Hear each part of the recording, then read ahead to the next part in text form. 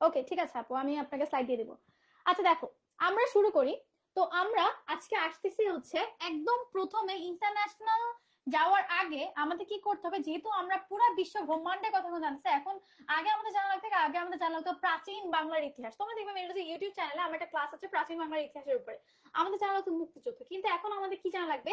এখন আমাদের জানা লাগবে হচ্ছে এই পুরো বিশ্ব, মানে পুরো একটা বিশ্বের ইতিহাসটা কিভাবে অগ্রসর হয়েছে, কোন সভ্যতার পর কোন সভ্যতা এসেছে, আজকের এই আধুনিক বিশ্ব কিভাবে কিভাবে অগ্রসর হয়েছে সেগুলো আমাদের জানা লাগবে, ঠিক আছে? আচ্ছা, তো ফার্স্টে আমাদের আসে হচ্ছে প্রথম সভ্যতা, যেটা হচ্ছে আমার মেসোপটেমীয় সভ্যতা। এই মেসোপটেমীয় ওয়ার্ডটার মানে হচ্ছে দুইটা নদীর মাঝখান দিয়ে একটা সভ্যতা, মানে দুইটা নদীর মাঝখান দিয়ে। আমরা জানি আগে নর্মালি সভ্যতাগুলো এভাবেই তৈরি করা হতো, যে ধরো কোনো একটা জায়গায় কোনো একটা নদী আছে, ওই নদীর পাশে মানুষ বসতি স্থাপন করতো। এই সেন্সে যে ধরো নদী থেকে তারা হচ্ছে খাদ্য পেতে পারে, বা ধরো নদীর পানিকে ইউজ করে বিভিন্ন ধরনের কাজকর্ম করা যায়, এইভাবে তারা হচ্ছে সভ্যতা করতে হতো। এই মেসোপটেমিয়া সভ্যতাটা শুরু হয় দুইটা নদীর মাঝখান দিয়ে, ঠিক আছে? আচ্ছা, তো দুইটা নদী কি কি ছিল এগুলোটা আমরা দেখে নিব। সেটা হচ্ছে বর্তমানে ইরাকের টাইগ্রিস নদী এবং হচ্ছে আমার ইউফ্রেটিস নদী। তাহলে কোন দুইটা নদীর মাঝখানে আমার মেসোপটেমিয়া সভ্যতা গড়ে ওঠে? টাইগ্রিস নদী এবং ইউফ্রেটিস নদী, ঠিক আছে? আচ্ছা, তারপর আসি এই সভ্যতা থেকে, মেসোপটেমিয়া সভ্যতা থেকে একদম ক্রমান্বয়ে চারটা সভ্যতার জন্ম দিয়েছে। তাহলে চারটা সভ্যতা আমাদের সিরিয়াল বাই করা আছে। কি কি আছে দেখো, সুমেরীয় সভ্যতা, তারপরে আছে আমার বেবিলনীয় সভ্যতা, তারপর আছে এশিরীয় সভ্যতা, এবং সবচেয়ে লাস্টে আসছে আমার ক্যালোডীয় সভ্যতা। তাহলে কয়টা সভ্যতা? চারটা। দেখো, জিকে পড়ার ক্ষেত্রে আমি তোমাকে হাজারো নিমোনিক্স দিই না কেন, আমি তোমাকে হাজারো ভাবে বোঝানোর চেষ্টা করি না কেন, জিকে জিনিসটা তোমাকে বারবার পড়ে মনে রাখতে হবে। ধরো আজকে ক্লাস করবো, তোমার মনে হবে যে যেগুলো চোখের সামনে ভাসতেছে, ঠিক আছে? ওই ভাষাটার জন্য তুমি চেষ্টা করবা যে আজকে ক্লাসটা করার পর তোমার কাছে যে বই থাকে, বা আমি তোমাকে স্লাইড দিয়ে দিলে, আপু তোমাকে স্লাইড দিয়ে দিলে, সেই স্লাইডটা থেকে তুমি একটু পড়ে নিবা এবং সেটা একটু প্রশ্ন সলভ করবে, ঠিক আছে? তখন দেখবা কি বিষয়টা খুব ভালো করে ভিজুয়ালাইজ করতে পারছে বা মনে থাকছে। আমরা যেটা করি, আমরা ক্লাস করার পরে বা একটু বই পড়ে আমরা ছেড়ে দিই, আমরা প্র্যাকটিস করি না। একটু প্র্যাকটিস করবা, দেখবা যে ওই ব্যাপারটা নিয়ে আর কোনো সমস্যা থাকবে না, ঠিক আছে? একটু ক্লাসগুলো মনোযোগ দিয়ে করার চেষ্টা করো। আচ্ছা, দেখো, তাহলে আমার সর্বপ্রথম সভ্যতার নাম কি? মেসোপটেমিয়া সভ্যতা। এখান থেকে আমাদের দুইটা ইনফরমেশন জানা লাগবে, সে কোন দুটো নদীর মধ্যে দিয়ে প্রবাহিত হয়েছে বা কোন দুটো নদীর পাশে গড়ে উঠেছে। আমার টাইগ্রিস এবং ইউফ্রেটিস নদী ওর করে কয়টা সভ্যতা আমার পরবর্তী প্রচলন হয়েছে? চারটা। কি কি? ফার্স্টে আসছে আমার সুমেরীয় সভ্যতা, তারপরে বেবিলিনীয় সভ্যতা, তারপর আমার এশীয় সভ্যতা, এবং সবচেয়ে লাস্টে আসছে আমার ক্যালোডীয় সভ্যতা, ঠিক আছে? আচ্ছা, এরপরে আসি, দেখো আমাদের সভ্যতাগুলো নিয়ে, মানে এখন দেখবে কি প্রত্যেকটা সভ্যতা তো অনেক, মানে সভ্যতা তো অনেক বছর বছর ধরে চলে।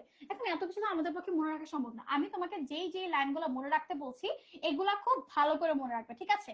কারণ দেখা যায় কি, এই যে আজকে আমাদের ধরে যে আমি তোমার জন্য অনলাইনে ক্লাস নিচ্ছি, ক্যামেরা আছে, বোর্ড আছে, এগুলো তো একদিনে আসলে আস্তে আস্তে মানুষ কিছু কিছু ইনভেনশন করে, necessity is the mother of invention, কোনো না কোনো একটা দরকারি কিছুটা ইনভেন্ট করে আজকের এই পৃথিবী। দেখো ফার্স্টে আমাদের যে জিনিস জানা লাগবে, প্রত্যেকটা সভ্যতা কিছু গ্রস ইনফরমেশন যেগুলো খুবই গুরুত্বপূর্ণ, সেগুলো তোমার জানা লাগবে, ঠিক আছে? আচ্ছা, তো সুমেরীয় সভ্যতা, সুমেরীয় সভ্যতা আমাকে ফার্স্ট আমার যেটা জানা লাগবে সেটা কি, যে বিশ্বের প্রথম লিপি। লিপি মানে কি? লিখিত অক্ষর দেওয়া। তুমি একটা কিছু একটা আবিষ্কার করছো যেখানে কিছু লিখিত অক্ষর ছিল, ওই অক্ষর দ্বারা আসলে কি বোঝাচ্ছে সেটা উদ্ঘাটন করা যায়নি, বাট বোঝা গেছে যে এখানে কেউ একজন কিছু একটা লিখে রাখছে, যে লিখে দিয়ে সে হয়তো কোনো সাংকেতিক চিহ্ন বোঝাচ্ছে বা কিছু একটা বোঝাচ্ছে, ঠিক আছে? তাহলে এই বিশ্বের প্রথম লিপি কিউনিফর্ম কাদের আবিষ্কার? তাহলে হচ্ছে সুমেরীয় সভ্যতা। আমরা কিউনিফর্ম নাম শুনছি না? তোমরা বলো কিউনিফর্ম কই শুনছো? আমি বলে দিই বায়োলজিতে, তোমরা এখন বলবা কিউনিফর্ম কই শুনছো, ঠিক আছে? আচ্ছা, তাহলে প্রথম লিপি ইউনিফর্ম কারা আবিষ্কার করে? এই সুমেরীয় সভ্যতা। এছাড়াও দেখো যেটা জানা লাগবে অনেক গুরুত্বপূর্ণ একটা ইনফরমেশন, চাকার উদ্ভাবন করে হচ্ছে সুমেরীয় সভ্যতা। এই যে আজকের আমাদের এই চাকাগুলো, মানে ধরো ফার্স্টে গরু গাড়ি ছিল, ঘোড়া গাড়ি ছিল, এবং আস্তে আস্তে ইভলিউশন হয়ে আজকে আমাদের এত, মানে কি বলবো, এত হাই কোয়ালিটির কার, প্লেন এগুলো আসে। তো এই মেইনলি চাকার উৎপত্তিটা কারা করে? তারা হচ্ছে সুমেরীয় সভ্যতা, ঠিক আছে? গুরুত্বপূর্ণ কিন্তু। আচ্ছা, এরপরে দেখবা যে হচ্ছে প্রথম আইন, প্রথম আইনটা হচ্ছে আমার উরনামু আইন। Very very very very important, ঠিক আছে? সর্বপ্রথম একটা প্রশ্ন, সেটা হচ্ছে যে কোন আইনটি বিশ্বের প্রথম আইন নামে পরিচিত? না, কোনটা? উরনামু আইন। উরনামু আইন হচ্ছে বিশ্বের প্রথম আইন। কোন সভ্যতার সময় সেটা প্রচলন হয়? আমাদের সুমেরীয় সভ্যতার সময়, ঠিক আছে? আচ্ছা, এবং এই যে দেখো আমাদের মাত্র পাইলাম যে এখানে তুমি প্রথম একটা লিপি পেয়েছো কিউনিফর্ম। তাহলে দেখো আমাদের পৃথিবী বিশ্বের প্রথম মহাকাব্য, তাহলে মহাকাব্যটা কার যুগে বা কোন সভ্যতার সময় রচিত হয়েছে? এই যে আমাদের সুমেরীয় সভ্যতার নাম কি? গিলগামেশ। কি? গিলগামেশ রচনা হয়েছে।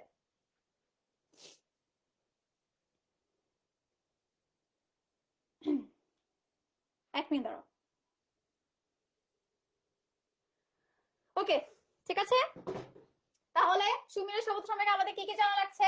একটা হচ্ছে প্রথম লিপি ইউনিফর্ম এখানে আবিষ্কৃত হয়েছে। তারপরে লিপি থেকে মনে রাখবা যে পৃথিবীর প্রথম মহাকাব্য গিলগামেশ এখানে আবিষ্কৃত হয়েছে। তারপরে এই সুমেরু সভ্যতা ওরা কি করে, ওরা হচ্ছে চাকার প্রচলন ঘটায়, ঠিক আছে। এবং বিশ্বের প্রথম আইন উরনামু আইন এই সুমেরীয় সভ্যতার, ঠিক আছে। তুমি মনে রাখতে পারো যে সুমেরীয়, সু মানে ভালো, তাহলে সবকিছু ভালো হচ্ছে ওরা আবিষ্কার করছে, লেখাপড়া ভালো, এই জন্য প্রথম লিপি ওরা আবিষ্কার করছে, প্রথম মহাকাব্য ওরা লিখছে। একটা একটা জায়গা পরিচালনার জন্য, একটা দেশ পরিচালনার জন্য তোমার আইন লাগে, এই আইনটা ওরা প্রচলন করেছে। মানুষের যাতায়াতের জন্য সবচেয়ে ভালো মাধ্যম হচ্ছে চাকা, তো চাকাও কারা আবিষ্কার করেছে? এই সুমেরীয় সভ্যতা, ঠিক আছে। ওকে ওকে, এরপরে যাই আমরা, তারপরে আসি আমরা ব্যাবিলনীয় সভ্যতাতে। তো ব্যাবিলনীয় সভ্যতা কে তৈরি করে? ব্যাবিলনীয় সভ্যতা হচ্ছে আমার হাম্মারবি তৈরি করে, ঠিক আছে।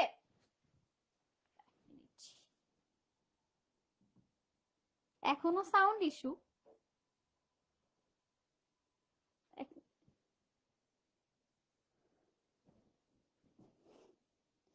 একজন লেখছে সুমির সভ্যতা অনেক ভালো। সুমির কে রে বাবা তোমার? আচ্ছা, যাই হোক, দেখো, তো ব্যাবিলনীয় সভ্যতা, ব্যাবিলনীয় সভ্যতার স্থপতি কে? ব্যাবিলনীয় সভ্যতার স্থপতি হচ্ছে তোমার অ্যামেরাইটের রাজা হাম্মুরাবি, ঠিক আছে। তাহলে হাম্মুরাবি হচ্ছে আমাদের ব্যাবিলনীয় সভ্যতার স্থপতি। ওকে, তো ব্যাবিলনীয় সভ্যতাকে আমরা কি বলি? হাম্মুরাবি খুবই ন্যায়পরায়ণ এবং সে খুবই ভালো দক্ষ একজন রাজা ছিলেন, এই জন্য এই ব্যাবিলনীয় সভ্যতার স্বর্ণযুগ বলা হয় হাম্মুরাবি শাসনামলকে, ঠিক আছে। এত কিছু জানলাম, তুমি জাস্ট জানলেই হবে যে ব্যাবিলনীয় সভ্যতার স্থপতিকে হাম্মুরাবি। আচ্ছা, তারপর যেটা জানা লাগবে, দেখো আমাদের আগের সভ্যতার মধ্যে আমরা কি পাইছি বলতো? পূর্ণাঙ্গ আইন পেয়েছি, বিশ্বের প্রথম আইন। এখন একটা আইন আমি ধরে বানাই ফেলছি, তো আইনটাকে সংস্কার করা লাগবে না? তাহলে প্রথম সুমেরু সভ্যতায় আমি আইন তৈরি করেছি, নেক্সট এর মধ্যে আমি কি করব? আমি হচ্ছে আইনটাকে সংকলন করব বা সংস্কার করব। তাহলে দেখো, আইন সংকলন, এই যে প্রথম লিখিত আইন প্রণয়ন করে, তাহলে প্রথম আমি আইন তৈরি করি সুমেরু সভ্যতায়, এরপর সভ্যতার মধ্যে আমি কি করি? ওই আইনটাকে লিপিবদ্ধ করি, লিখি, ঠিক আছে। তাহলে প্রথম লিখিত আইন প্রণয়ন করা হচ্ছে তোমার কারা? ব্যাবিলনীয় সভ্যতা। এবং আইন সংকলন হাম্মুরাবি সংহিতা নামে পরিচিত। তারপরে জাস্ট আরেকটা জিনিস এখান থেকে জানা লাগবে, সেটা হচ্ছে যেহেতু ব্যাবিলন, দেখো আমরা ব্যাবিলনের নাম সবাই শুনছি, মোটামুটি এমন খুব কম আছে যারা হচ্ছে এই মিশরের ব্যাবিলনীয় সভ্যতা সম্পর্কে জানে না। তো এই মিশরের ব্যাবিলনীয় সভ্যতার সবচেয়ে গুরুত্বপূর্ণ দিক হচ্ছে এটা পৃথিবীর প্রাচীনতম মানচিত্রে পাওয়া গেছে, ঠিক আছে। তাহলে পৃথিবীর প্রাচীনতম মানচিত্রে কোথায় পাওয়া গেছে? এই ব্যাবিলনীয় সভ্যতা। এই জন্য দেখো, তুমি হয়তো ছোট কাল থেকে হয়তো সুমেরীয় সভ্যতার নাম শুনো নাই, তারপর হচ্ছে এশিয়ার সভ্যতার নাম শুনে, বাট আমরা সবাই ব্যাবিলনীয় সভ্যতার নাম শুনে এসেছি। তাহলে পৃথিবীর প্রথম মানচিত্র কোথায় পাওয়া গেছে? এই ব্যাবিলনীয় সভ্যতায়, ঠিক আছে। ওকে, ঠিক আছে।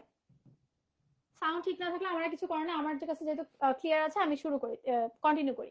আচ্ছা, এখন আসছে আমরা এশিয়ার সভ্যতা। তাহলে দেখো, আমরা একটু আগে পেয়েছিলাম আমাদের প্রথম মেসোপটেমিয়া সভ্যতা হচ্ছে টাইগ্রিস এবং ইউফ্রেটিস নদীর মাঝখানে গড়ে ওঠে, এবং এই এশিয়ার সভ্যতা এটা হচ্ছে আমাদের টাইগ্রিস নদীর কাছে গড়ে ওঠে, ঠিক আছে। টাইগ্রিস নদীর কাছে গিয়ে গড়ে ওঠে। আচ্ছা, তাহলে দেখো, আমরা একটু আগে পেয়ে এসেছিলাম যে পৃথিবীর প্রথম মানচিত্র কোথায় পেয়েছিলাম? আমরা ব্যাবিলনীয় সভ্যতাকে। এখন দেখি, এই যে পৃথিবী, ধরাটা যদি পৃথিবীর মানচিত্র, ধর আমি এভাবে করে ভাগ করলাম, তো এই পৃথিবীর মানচিত্রটাকে আমি 360 ডিগ্রির কোণে ভাগ করছি।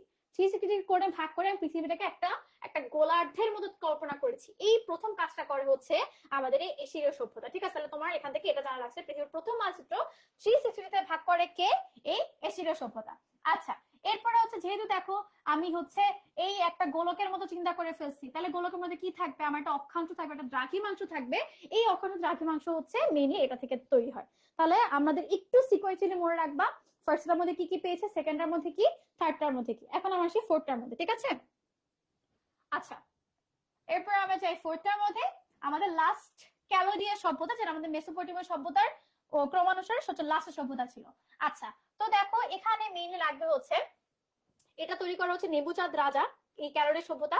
তোমার লাগবে হচ্ছে এখান থেকে যে এই যে 12 রাশি চক্র উদ্ভাবন, সপ্তাহকে 7 দিন এবং দিনকে 24 ঘন্টায় ভাগ করা হয় কোন সভ্যতায়? ক্যালোডিয়া সভ্যতার মধ্যে। তাকে একটু আগে আমরা কি পাইছি? একটু আগে আমরা পাইছি পৃথিবী থেকে 360 করে ভাগ করে দ্রাঘিমাংশ অক্ষাংশে ভাগ করেছে। আর এখন আমরা পাচ্ছি এই ক্যালোডিয়া সভ্যতার মধ্যে কি করা হয়? তোমার সপ্তাহকে 7 দিন এবং দিনকে 24 ঘন্টা ভাগ করা, জাস্ট ইনাফ, আর কিছু লাগবে না এখানে, ঠিক আছে। আর হচ্ছে এটা এটা একটু দেখে রাখো যে এই রাজা নেবুচাঁদ ব্যাবিলনে ঝুলন্ত উদ্যান নির্মাণ করেন। ঝুলন্ত উদ্যান জিনিসটা হচ্ছে কি, যে এই নেবুচাঁদ হচ্ছে একটু কি বলবো, ধর্মপরায়ণ টাইপের মানুষ ছিল। সে চাইতো না যে তার ওয়াইফকে বাইরের কেউ দেখুক, এই জন্য কিন্তু তার ওয়াইফের ইচ্ছা ছিল যে হচ্ছে আমি একটা বাগান, আমার একটা বাগান থাকবে, বাগানের মধ্যে আমি ঘুরে বেড়াবো, এরকম ইচ্ছা ছিল।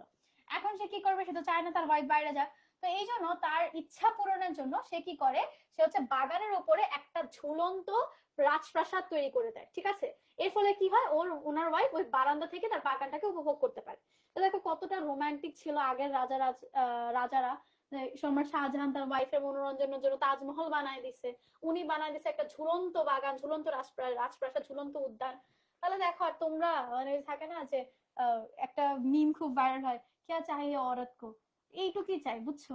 যাই হোক, তাহলে ঝুলন্ত উদ্যান কে নির্মাণ করে, রাজা নির্বুজার ক্যালোডিও সভ্যতার মধ্যে গেল আমাদের।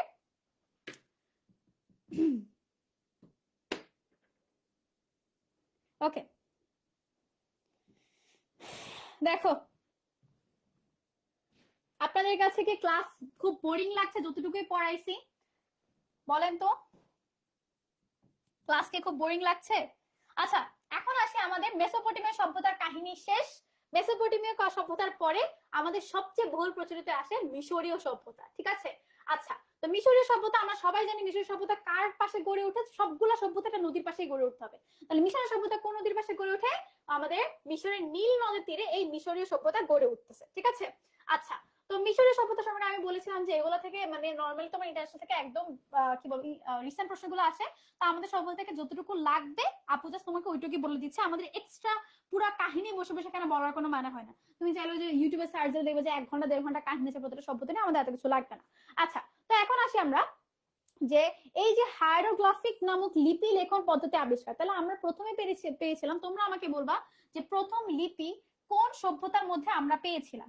এখন আমরা পাই যে হায়ারোগ্রাফিক। হায়ারোগ্রাফিক জিনিসটা হচ্ছে কি, যে তারা হচ্ছে এভাবে কাউন্টিং করতো, বুঝছো, যে এরকম করে কয়েকটা থাকতো, ধরো এখানে হচ্ছে 8টা আছে, এখন ওরা হচ্ছে ধরে নিত 8টা। তো ধরো একজন আসে না, এভাবে করে একটা করে সরাই দিত। এইটা মিল হচ্ছে হায়ারোগ্রাফিক পদ্ধতি। এই হায়ারোগ্রাফিক পদ্ধতি প্রথম প্রচলন করে কারা? এই মিশরীয় সভ্যতা, ঠিক আছে। তাহলে এটা খুবই খুবই গুরুত্বপূর্ণ, ঠিক আছে। মিশরীয় সভ্যতা হচ্ছে প্রথম হায়ারোগ্রাফিক নামক লিখন পদ্ধতি আবিষ্কার করে। আচ্ছা, এরপরে ধরো হচ্ছে বা ওই যে আমরা ছোটবেলায় করতাম না এরকম, এই যে এরকম করে পাঁচ দিতাম, তো এগুলো হচ্ছে একটা হায়ারোগ্রাফিক থেকে আসছে। ওকে, এরপরে আসে আমরা একটু আগে আমরা দেখে আসছিলাম আমাদের কোন সভ্যতা, তোমরা আমাকে বলবা যে সপ্তাহকে 7 দিন এবং দিনকে 24 ঘন্টায় ভাগ করা হয়। এখন আমরা দেখবো যে এই মিশরীয় সভ্যতা কি করে, ওরা হচ্ছে এতক্ষণ আমরা ছোট ছোট জিনিসে ছিলাম যে 24 ঘন্টায় 1 দিন, তারপর 7 দিনে 1 সপ্তাহ। এখন আমরা একটা বড় জিনিসে যাই। বড় জিনিসটা কোন সভ্যতা থেকে শুরু হয়েছে? মিশরের সভ্যতা থেকে। কি 12 মাসে আমরা 1 বছর, তাহলে তারপরে কি 30 দিনে 1 মাস, এই পদ্ধতি আবিষ্কার করা হচ্ছে আমাদের মিশরীয় সভ্যতা, ঠিক আছে। এরপরে সুমেরীয়, ভেরি গুড। আচ্ছা, ঠিক আছে, বোরিং লাগা শুরু করলে আপুকে বলবা যে আপু বোরিং লাগতেছে, উই উইল স্টপ देयर। আমাদের বোরিং লাগা যাবে না, যতটুকু মধ্যে ভালো লাগছে। আচ্ছা দেখো, এরপরে আসে আমাদের, আমরা জানি মিশরের সভ্যতা মানে পিরামিড। এই পিরামিড এখনো পৃথিবীর একটা রহস্যের মতো রয়ে গেছে, যে পিরামিড গুলা তখন ধরো তখন কোনো স্কেল ছিল না, কোনো ওজন নেওয়ার কিছু ছিল না, বাট স্টিল পিরামিডের মতন মানে কি বলবো, প্রত্যেকটা মাপ একদম অ্যাকুরেট, প্রত্যেকটার সাইজ একদম অ্যাকুরেট। এবং তারা জানি না তখন কি প্রযুক্তি ইউজ করে, তুমি চিন্তা করো এমন ভাবে পিরামিড গুলো তৈরি করেছে, ওগুলোর ভিতরে তোমার শীতাতপ নিয়ন্ত্রিত ছিল আর কি, বাইরের গরম ভিতরে অনুভব হতো না। তারা কি করছে এখন সায়েন্টিস্ট এখনো বের করতে পারে নাই, এটা আসলে একটা যুগান্তকারী আবিষ্কারের মতো ছিল। যাই হোক, তো এই যে পিরামিড স্থাপন হয় হচ্ছে মিশরীয় সভ্যতার মধ্যে, ঠিক আছে। আই হোপ আপনাদের ক্লিয়ার। এই তো ক্যালেডিও, তোমরা জাস্ট ক্লাসে যতটুকু শুনতেছে এইটুকু মনে রাখলেই মোর দেন ইনাফ। ওকে, তারা 1 মিনিট, 1 মিনিট।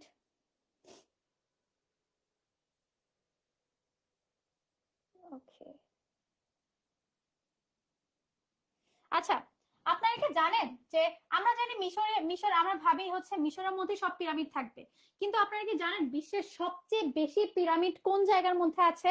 আমরা ভাবি হচ্ছে সবচেয়ে বেশি পিরামিড হয়তো মিশরের মধ্যে আছে, কিন্তু আমাদের সবচেয়ে বেশি পিরামিড হচ্ছে সুদানের মধ্যে। আমরা রিসেন্ট চট্টগ্রাম গিয়েছি, তো তো সুদানের নাম শুনে আমার জাস্ট ওদের গালিটার কথা মনে পড়ে। তোমরা এখানে কেউ চট্টগ্রামে আছো? সবচেয়ে বেশি আছে হচ্ছে কোথায়? সুদানে, ঠিক আছে।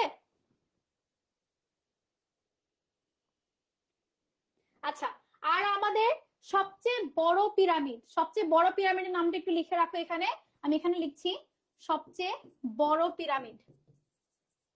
বড় পিরামিড, সবচেয়ে বড় পিরামিডের নাম হচ্ছে ফারাও কেউ আমার হ্যান্ডরাইটিং না বুঝলে অবশ্যই বলবা, খুবই বাজে হ্যান্ডরাইটিং আমার, আই নো দ্যাট।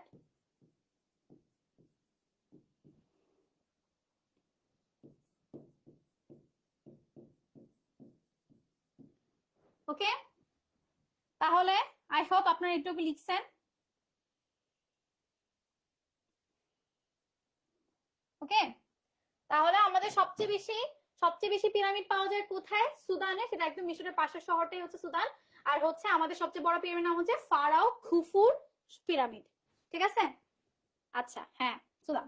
ওকে, তা দেখো, এরপরে আমরা জানি পিরামিডের মধ্যে কি করা হয়। ওই যে তখনকার সময় ফারাওয়ের বডি বা তখনকার সময় মানুষদের বডিগুলো প্রিজার্ভ করা হয় হচ্ছে এই পিরামিডের মাঝখানে, ঠিক আছে? ওই যে বললাম যে এত উন্নত প্রযুক্তি, এই এই যুগে এসব মানুষের কাছে চিন্তা করো অনেক বড় একটা জিনিস, যেখানে ধরো তোমার একটা বডিকে ডিপ ফ্রিজ করে রাখলেও সেটাকে এতদিন পর্যন্ত মানে কি বলবো পচন ছাড়া রাখা যায় না, সেখানে তারা এমনই পাথর দিয়ে এমনই একটা তৈরি করছে যেখানে তারা হিট কন্ট্রোল করছে, তারপর তোমার হচ্ছে মানে সবকিছু কন্ট্রোল করে ওখানে বডি প্রিজার্ভ করে রাখতে পারতো।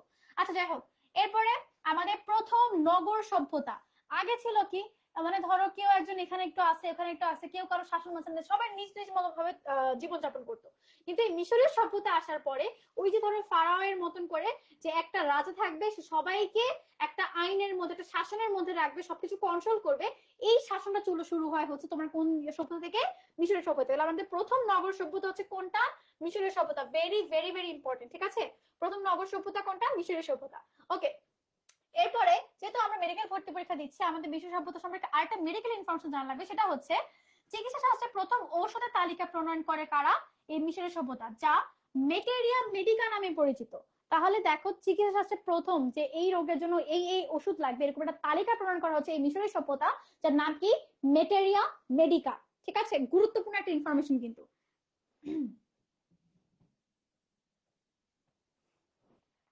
আচ্ছা, ঠিক আছে, দেখো, এরপরে আমরা আসি হচ্ছে আমাদের আসে এবার কারা? ফিনিশীয় সভ্যতা। এই ফিনিশীয় সভ্যতা, এরা হচ্ছে তোমার মেইনলি হচ্ছে প্রত্যেকটা সভ্যতা একটু কৃষি কাজে পারদর্শী থাকে, কিন্তু ফিনিশীয় সভ্যতা ছিল এরা হচ্ছে জাহাজ টাহাজ নির্মাণ করতে এরা খুবই পারদর্শী ছিল, ঠিক আছে? যাই হোক, এই ফিনিশীয় সভ্যতা কোথায় গড়ে উঠে? দেখো, আমাদের লেবানন এবং ভূমধ্যসাগর। এখন ওয়ার্ল্ড ম্যাপ দেখালে, আচ্ছা আগে একটা জিনিস বলে রাখি, সেটা হচ্ছে আগে নর্মালি আমরা বাংলাদেশের একটা ম্যাপ বড় করে আমাদের টেবিলের উপর লাগাতাম, তাই না? যেহেতু এখন আপনাদের মেডিকেলে ইন্টারন্যাশনাল অ্যাড হয়েছে, তাই আপনি চেষ্টা করবেন যে আপনার টেবিলের মধ্যে যাতে বড় করে ওয়ার্ল্ড ম্যাপ থাকে। আমি যখনই আপনাকে যেই দেশের নাম বলবো, আপনি একটু টুক করে তাকায় নিবেন যে আমাদের ওই দেশটা কোথায় আছে। দেখবা কি একটু পরে যখন আমরা আরো ম্যাপ নিয়ে আরো আলোচনা করবো, যখন ম্যাপ পড়ানো শুরু করবো যে কোনটা কোন দেশে কোনটা কোন এরিয়ার মধ্যে পড়ছে, তখন আরো ক্লিয়ার হবে, ঠিক আছে?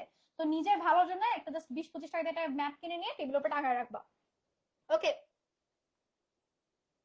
দেখো, এরপর আসি হচ্ছে আমরা মিশর অবস্থিত, ওটা মিশর অবস্থিত, ঠিক আছে? আচ্ছা, দেখো, ফিনিশীয় সভ্যতা কোথায়? লেবানন এবং ভূমধ্যসাগর। যেহেতু যে পানির কাছাকাছি হবে, তাহলে আর বলছিলাম ওরা কি, ওরা হচ্ছে মানে জাহাজ তৈরিতে খুব পারদর্শী ছিল, তাহলে ওদের কি হবে? ওদের সাগরের আশেপাশে থাকতে হবে। তাহলে লেবানন এবং ভূমধ্যসাগরের মাঝখানে অঞ্চলের মধ্যে আমরা কোন সভ্যতা গড়ে ওঠে? ফিনিশীয় সভ্যতা গড়ে ওঠে। আচ্ছা, তাহলে দেখো, ইতিহাস শেষ তোমার নাবিক ও জাহাজ নির্মাতা হিসেবে ফিনিশীয়রা বিখ্যাত, যেটা আমি একটু আগে বলে আসলাম, আমরা এটা জানি। আচ্ছা, তাহলে সবচেয়ে বড় অবদান হচ্ছে তারা হচ্ছে আকাশের নক্ষত্র দেখে, ধ্রুব তারা দেখে তারা বলে দিতে পারতো যে জাহাজ কোথায় আছে বা জাহাজকে কোন ডিরেকশনে যেতে হবে। এইটুকু এখান থেকে একটু জানলেই হবে, আর কিছু লাগবে না। দেখো, এই জন্য ধ্রুব তারাকে ফিনিশীয় তারা বলা হয়। একটা গান আছে না, ধ্রুব তারা? যাই হোক, তো এখন থেকে মানুষকে ওই যে বলবো না তুমি আমার ধ্রুব তারা না পড়ে বলবা তুমি হচ্ছে আমার ফিনিশীয় তারা, ঠিক আছে? আচ্ছা, দেখো, এরপরে এখন আসি আমাদের আমাদের এই এশিয়া মহাদেশের খুবই গুরুত্বপূর্ণ সভ্যতা, সিন্ধু সভ্যতা, ঠিক আছে? সিন্ধু নদের তীরে গড়ে ওঠা আমাদের সিন্ধু সভ্যতা। এই সিন্ধু সভ্যতা কারা তৈরি করে? এই সিন্ধু সভ্যতা তৈরি করে হচ্ছে আমাদের দ্রাবিড় জাতি। কে তৈরি করে? দ্রাবিড় জাতি। আপনারা কি জানেন, আপনারা যারা প্রাচীন বাংলা শাসনের ক্লাস করে এসেছেন, এই দ্রাবিড় জাতিকে বলা হতো দস্যু জাতি। কি বলা হতো? দস্যু জাতি, ঠিক আছে?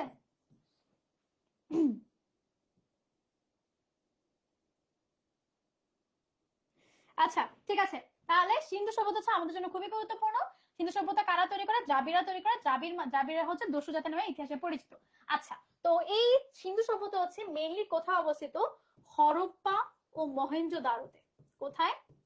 হরপ্পা ও মহেঞ্জোদারো। হাইরে বাজে হ্যান্ডরাইটিং। সিন্ধু সভ্যতা কোথায় গড়ে ওঠে, মানে কোথায় নিদর্শন পাওয়া গেছে? হরপ্পা মহেঞ্জোদারোতে। মেইনলি দুইটা এরিয়াই হচ্ছে পাকিস্তানের মধ্যে, বাট কিছু অংশ হচ্ছে ভারতের মধ্যে পড়ে। তাইলে হচ্ছে অবস্থান কোথায়? বর্তমানে ভারত ও পাকিস্তান। প্রথম হচ্ছে লিখাই ছিল হরপ্পা মহেঞ্জোদারো। যাই হোক, তাদের দুইটা গুরুত্বপূর্ণ অবদান হচ্ছে, মানে যেহেতু বললাম না প্রত্যেক শব্দ সম্পর্কে আমাদের খুব বেশি কিছু ইনফরমেশন লাগবে, তাদের দুটো গুরুত্বপূর্ণ হচ্ছে ওরা হচ্ছে ওজন পরিমাপে খুব গুরুত্বপূর্ণ ভূমিকা রাখে। যেরকম ধরো আগে আমাদের কি ছিল, এখন তো আমাদের ধরো ডিজিটাল মেশিন আছে, বাট আগে হচ্ছে বাটখারা দিয়ে মাপতো। তো তারা হচ্ছে এই যে বাটখারার প্রচলনটা শুরু করা হচ্ছে এই সিন্ধু সভ্যতা। সেই সাথে ধরো তোমাকে এখন একটা কাজ করতে গেলে দেখবে যে ধামকা একটা সিল লাগাচ্ছে, তুমি যে কোনো একটা ডকুমেন্ট করতে তুমি দেখবে সিল দিচ্ছে। এই সিল মোহরের প্রচলন করে হচ্ছে এই সিন্ধু সভ্যতা। ঠিক আছে, সিন্ধু সভ্যতা মেইনলি হচ্ছে আলেকজান্ডার যখন এখানে আসে, আলেকজান্ডার যখন এসে তখন দ্বিতীয় চন্দ্রগুপ্তের রাজত্ব ছিল, এবং সে হচ্ছে এখানে একটা যুদ্ধে লিপ্ত হয়। আমি হয়তো প্রাচীন বাংলা শাসন ক্লাসের মধ্যে বলেছিলাম, তখন এখানকার শাসনভার ছিল হচ্ছে পোরাসের কাছে। তো আমাদের ইতিহাস মতে আলেকজান্ডার হেরে যায়, পোরাস জিতে যায়, এই জন্য আলেকজান্ডার এখান থেকে ত্যাগ করতে বাধ্য হয়। কিন্তু আলেকজান্ডার নিজের লেখা ইতিহাসের মতে আলেকজান্ডার সেই যুদ্ধের মধ্যে জিতে যায় এবং সে দয়া করে বা মার্সি করে পোরাস এখানে রাজত্ব করতে দেয়। যাই হোক, আমাদের কিছু লাগবে না, আমাদের জানলেই হবে যে আমাদের কোথায় এটা অবস্থিত। আচ্ছা দেখো, 1922 সালে স্যার জন মার্শাল, মেইনলি তার নামটা জানলে হবে, স্যার জন মার্শাল সিন্ধু সভ্যতা ধ্বংসাবশেষ আবিষ্কার করেন। এইটুকুই।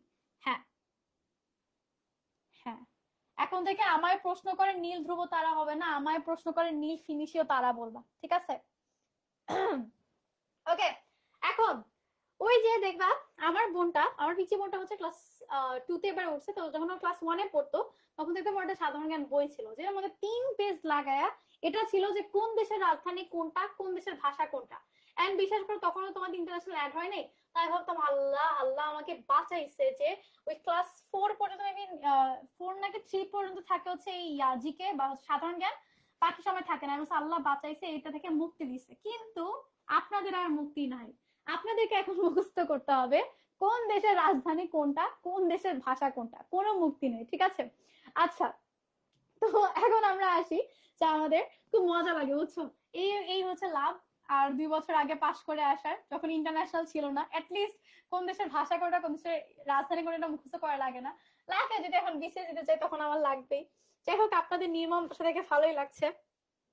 ওকে দেখো, তো ভাষা, তো বর্তমানে পৃথিবীর মধ্যে প্রচলিত ভাষা হচ্ছে 7168টা। এটা হচ্ছে উইকিপিডিয়া অনুযায়ী, বাট কয়েকটা জায়গার মধ্যে হচ্ছে 7000-এর বেশি, একদম অ্যাপ্রক্সিমেটলি দেওয়ানি, বাট হচ্ছে উইকিপিডিয়া অনুযায়ী পৃথিবীতে বর্তমানে প্রচলিত ভাষা হচ্ছে কয়টা? 7168টা। ওকে, এবং সবচেয়ে বেশি তোমার কি বলছে মাতৃভাষা হিসেবে সর্বাধিক ব্যবহৃত ভাষা হচ্ছে মান্দারিন, যেটা হচ্ছে চীনের ভাষা। এখন একটা জিনিস হচ্ছে, আমি তোমাকে বলেছি মাতৃভাষা হিসেবে, মাদার ল্যাঙ্গুয়েজ হিসেবে ইউজ হয়ে যাচ্ছে চীনের ভাষাটা।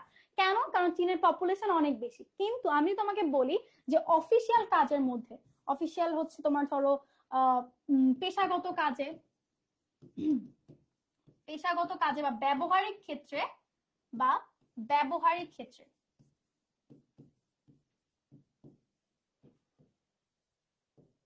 সবচেয়ে বেশি ব্যবহৃত ভাষা, সবচেয়ে বেশি ব্যবহৃত ভাষা কোনটা বলো তো? গেস করো। ব্যবহারিক ক্ষেত্রে সবচেয়ে বেশি ব্যবহৃত ভাষা কোনটা বলো, বলো।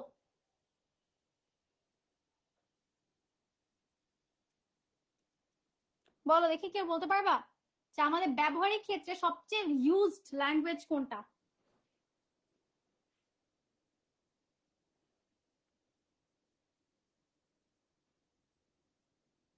ইংলিশ। Very good.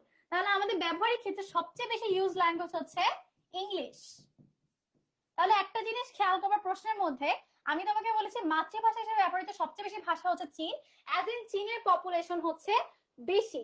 আমি কিন্তু সবচেয়ে বেশি বলি নাই, কারণ এখনকার সার্ভে অনুযায়ী সবচেয়ে বেশি পপুলেশন দেশ হচ্ছে ইন্ডিয়া। তাহলে বলতে পারো যে আপু হিন্দি কেন হইলো না? কারণ তোমার ইন্ডিয়ার প্রত্যেকটা প্রদেশের মধ্যে ওরা নিজেরাই হিন্দি বলে না, দেখবে ওদের প্রত্যেকটা প্রদেশের মধ্যে আলাদা আলাদা ভাষা আছে। তাহলে যদি এমন হইতো যে ইন্ডিয়ার প্রত্যেকটা মানুষ হিন্দিতে কথা বলতো, সেই ক্ষেত্রে হয়তো তোমার সবচেয়ে বেশি ব্যবহৃত ভাষা হতো হিন্দি। কিন্তু যেহেতু না, এই জন্য সবচেয়ে বেশি ব্যবহৃত ভাষা কোনটা? মান্দারিন। বাট পেশাগত ক্ষেত্রে সবচেয়ে বেশি ব্যবহৃত ভাষা হচ্ছে ইংলিশ। কিন্তু সেকেন্ড হিসেবে মানে ট্রিট করো সেটা হচ্ছে আমার ফরাসি বা ফ্রান্সের ভাষা হচ্ছে আমার second used language, most used language. ঠিক আছে, হ্যাঁ ইংলিশ। আচ্ছা, এরপর আসি, যেহেতু আমরা আমরা বাংলাদেশে, আমাদের একটু বাংলা সম্পর্কে জানা লাগবে। তো ব্যবহারকারীর দিক দিয়ে বাংলা ভাষার অবস্থান হচ্ছে সপ্তম, কারণ বাংলা ভাষা শুধু আমি তুমি বলি না, ইন্ডিয়ার আসাম, ত্রিপুরা এসব জায়গার মধ্যে বা বাইরের দেশের কিছু মানুষ হচ্ছে এই বাংলা ভাষায় কথা বলে। তাহলে ব্যবহারকারী হিসেবে বাংলা ভাষার অবস্থান হচ্ছে সপ্তম, কিন্তু মাতৃভাষা হিসেবে বাংলাদেশের অবস্থান কত? পঞ্চম। আমরা যখন ছোট ছিলাম তখন ছিল হচ্ছে ফোর্থ, এখন হয়ে গেছে কত? ফিফথ। ঠিক আছে, তাহলে এই কয়েকটা ইনফরমেশন একটু সিকোয়েন্সিয়ালি মনে রাখবা। আচ্ছা, এরপরে দেখো পৃথিবীর সর্বাধিক ভাষার দেশ, মানে একটা দেশ যার মধ্যে এত ভার্সেটাইল ল্যাঙ্গুয়েজ আছে, সেটার নাম কি? Papua New Guinea. দেখো নামটাই কেমন জানি, নিউ গিনি। তাহলে নিউ গিনির মধ্যে যে মনে রাখবা যে আমরা প্রত্যেকটা এক্সপেরিমেন্ট গিনিপিগের উপরে করি না, তাহলে গিনিপিগ কি বিভিন্ন ধরনের রোগ বা বিভিন্ন ধরনের ওর উপরে এক্সপেরিমেন্ট করে, তাহলে বিভিন্ন ধরনের ভাষা আমরা নিউ গিনির উপরে এক্সপেরিমেন্ট করি। সেটা কত? 740 ধরনের ভাষা ওখানে প্রচলিত আছে। ঠিক আছে, আচ্ছা, এরপর হচ্ছে পৃথিবীর সবচেয়ে প্রাচীনতম ভাষা হচ্ছে হিব্রু। আপনারা কি জানেন বর্তমানে কারা হিব্রু ভাষায় কথা বলে? খুবই, আমি একটা হিন্ট দিই, খুবই নিন্দনীয় জঘন্য একটা জাতি বা জঘন্য একটা দেশ হচ্ছে এই হিব্রু ভাষায় কথা বলে। আপনারা কি জানেন সেটা কারা? বলতে পারবেন?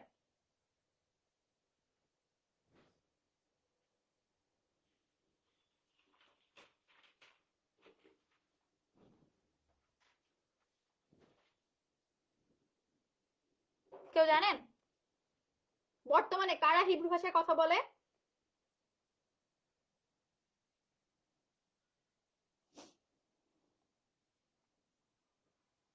কেউ জানে না? Israel. Very good Reshma, very good. আমি বলেই দিছি যে সবচেয়ে জঘন্য নিন্দনীয় একটা জাতি, তারা হচ্ছে হিব্রু ভাষায় কথা বলে। এটা হচ্ছে পৃথিবীর প্রাচীনতম ভাষা। তাহলে ইসরায়েলরা কোন ভাষায় কথা বলে? তারা হচ্ছে হিব্রু ভাষায় কথা বলে। আচ্ছা, যাই হোক, তারপর পৃথিবীর সর্বাধিক রাষ্ট্রভাষা দেশ হচ্ছে আমাদের ভারত। 22টা রাষ্ট্রভাষা ওখানে আছে। ওকে, এখন আসি হচ্ছে আমরা ভাষা নিয়ে আরো কয়েকটা অল্প ইনফরমেশন আছে। সেটা হচ্ছে পৃথিবীর সবচেয়ে কম ভাষার দেশ, যেখানে মাত্র একটা ভাষা চলিত আছে। সেটা কোনটা? উত্তর কোরিয়া। এখন কেন মনে রাখবে জানেন? যে আমরা ধরেন এখন এই যে আমরা বলি কে ড্রামা, কে পপ, কে হ্যান, কে তেন, এগুলো তো সবগুলো দক্ষিণ কোরিয়ার। কারণ উত্তর কোরিয়ার মধ্যে এমন অবস্থা, ওরা নিজেদের চুল কাটার জন্য সরকারের পারমিশন লাগে, এরকম একটা অবস্থা।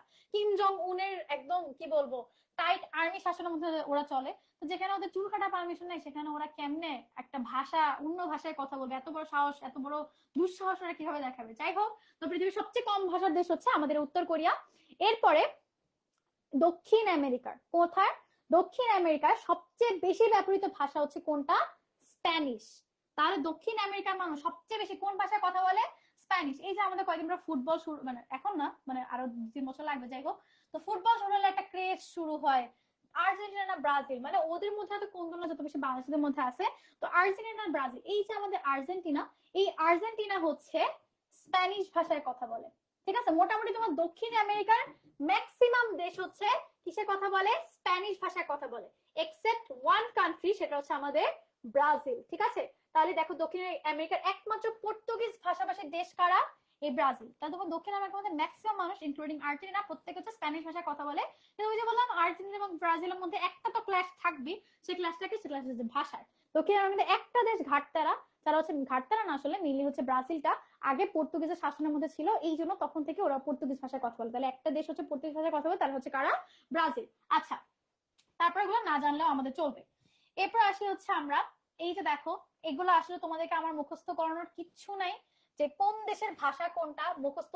আমি যদি ক্লাসে 1 ঘন্টা ধরে বকবক করি তাও তোমাদের মুখস্থ হবে না। I will provide you the slides, আপনারা একটু নিজের দায়িত্বে পড়ে নিবেন। এবং আমি ইনশিওর করব যে ধরেন আমাদের কয়েকদিন পর ঈদের বন্ধ যাবে, আপনারা এক একজন হচ্ছে কি বলবো মেহেদি টেহেদি লাগায় একদম উড়াউড়ি শুরু করবেন। তো আপনারা যদি উড়াউড়ি না করতে পারেন, আমি আপনাদেরকে চেষ্টা করব যে প্রতিদিন আমরা গ্রুপের মধ্যে একটু কুইজ কুইজ খেলবো, আমাদের মেইন পাবলিক গ্রুপের মধ্যে, যে আপনারা দেখে বলতে পারেন কিনা কোন দেশের ভাষা কোনটা, কোন দেশের রাজধানী কোনটা। ঠিক আছে, এটা ইনশিওর করবো যে আপনারা পড়ছেন। ঠিক আছে, আমার এখানে আমি একটু দেখাবো না, আপনারা চাইলে একটু স্ক্রিনশট নিতে পারেন, বা আমি স্লাইড দিয়ে দিব, সমস্যা নেই। নিশাদ আপু যেহেতু বলেছে, আপু ড্রাইভে দিয়ে দিবে, আপু দিয়ে দিবে না। আচ্ছা দেখো, তো এখানে গেল হচ্ছে আমাদের ভাষা। এখন আসলে হচ্ছে আমরা কোন দেশের রাজধানী কোনটা, মেইনলি এখানে একদম যে ইম্পর্টেন্ট গুরুত্বপূর্ণ দেশগুলো আছে সেগুলো আমাদের লাগবে। যেরকম ধরো আমি যদি তোমাকে বলি যে বলো তো তুরস্কের রাজধানী কোনটা, তুমি একদম চিল্লা উঠে বলবো যে আপু ইস্তানবুল। কিন্তু ইস্তানবুল কিন্তু তোমার তুরস্কের রাজধানী না, তুরস্কের রাজধানী হচ্ছে আঙ্কারা। তাহলে দেখো এই যে কয়েকটা জিনিস আমরা জানি না, যেগুলো আমরা জানি না সেগুলো থেকে পরীক্ষা চলে আসছে। এবং মেডিকেল ভর্তি পরীক্ষা ইন্টারন্যাশনালি খুব একটা বেশি প্যাঁচায় না, আসে এসব মানে ইজি কোশ্চেন। ঠিক আছে, হ্যাঁ একদম, ঈদের দিনও ক্লাস নেব। তাহলে দেখো এই যে এখানে যেগুলো আছে এগুলো একটু পড়ার চেষ্টা করবো। ঠিক আছে, আমি এগুলো দেখালাম না আলাদা করে, গুরুত্বপূর্ণ রাজধানীগুলো আমাদের গেল। এখন আমরা দেখবো কিছু কিছু জায়গার মধ্যে ওরা হচ্ছে রিসেন্টলি তোমার রাজধানী চেঞ্জ করেছে, ঠিক আছে? রিসেন্টলি বলতে কয়েক বছর হয়েছে আর কি। ওরা হচ্ছে রাজধানী চেঞ্জ করছে। এখন এই চেঞ্জ রাজধানীগুলো আমাদের জানা লাগবে। প্রথমেই গুরুত্বপূর্ণ যেটা সেটা হচ্ছে আমাদের এই যে মিয়ানমার। মিয়ানমারের প্রথম রাজধানী ছিল হচ্ছে ইয়াঙ্গুন। আমরা হয়তো পড়েছি যে রাজা দ্বিতীয় বাহাদুর শাহকে এই রেঙ্গুন বা ইয়াঙ্গুনের নির্বাসন দেওয়া হয়, পরবর্তী সেখানে মৃত্যুবরণ করে। তো এই রেঙ্গুন হচ্ছে আগে ছিল ওদের রাজধানী, পরবর্তীতে আমাদের বর্তমানে রাজধানীর নাম কি? নাইপিদো। আগেরটা সুন্দর ছিল না, ইয়াঙ্গুন, রেঙ্গুন, খুব সুন্দর একটা নাম ছিল। পরে নাম কি দিছে কি 2007 সালে চেঞ্জ করে নাম দিছে নাইপিদো। কি নাম দিছে? নাইপিদো, ঠিক আছে? আচ্ছা, এরপর শ্রীলঙ্কা। শ্রীলঙ্কার আগের রাজধানী ছিল হচ্ছে কলম্বো ক্যান্ডি, কিন্তু পরবর্তীতে নাম দিছে খুবই আজে বাজে একটা নাম দিছে, শ্রী জয়বর্ধনপুর কোট্রে। এত বড় নামের কোনো দরকার? আগে শুনে ছিল না কলম্বো, শ্রীলঙ্কার রাজধানী ছিল আগে কলম্বো, বাট চেঞ্জ করে দিয়েছে কি এখন শ্রী জয়বর্ধনপুরে কোট্র, ঠিক আছে? আচ্ছা, এরপর আসে আমার কাজাকিস্তান। দেখবা, আচ্ছা যাই হোক, কাজাকিস্তান আগের নামটা কেমন ছিল? আলমা, কিন্তু এটা চেঞ্জ করে এখন দিচ্ছে হচ্ছে নূর সুলতান। এই দুই তিনটা জানলেই হবে। আচ্ছা, তারপর রাশিয়াটা খুবই খুবই গুরুত্বপূর্ণ। রাশিয়ার আগের রাজধানীর নাম ছিল হচ্ছে সেন্ট পিটার্সবার্গ, বর্তমানে রাশিয়ার রাজধানীর নাম কি? মস্কো, ঠিক আছে? ওকে, এখন রেটিনা ডাইজেস্টটা খুঁজে না পেলে আমি কি বলবো বাবা? আমি তো রেটিনা ডাইজেস্টটাকে নিয়ে তোমাকে পড়াচ্ছি না। এগুলো আমাদের মেডিওলজি জিওলজি বইয়ের মধ্যে থাকবে ইনশাআল্লাহ, সেগুলো আমি আপনাকে পড়াচ্ছি। এখন কোন বইয়ে কি আছে না আছে তা তো আর আমি জানি না বাবা, তাই না? আচ্ছা, এখন আসি হচ্ছে আমরা একটু এশিয়া মহাদেশ সম্পর্কে জানতে। আগে আমরা একটু দেখি, আমরা একটু গুগল থেকে এশিয়ার ম্যাপটা নামাতে পারি কিনা। একটু আমরা এশিয়ার ম্যাপটা একটু দেখে আসি, দাঁড়াও 1 মিনিট।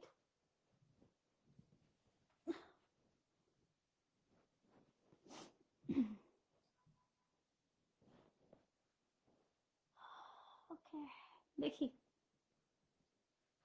ক্লিয়ার ইমেজ পাইলে আমরা একটু দেখতেছি। হ্যাঁ, 1 মিনিট দাঁড়াও।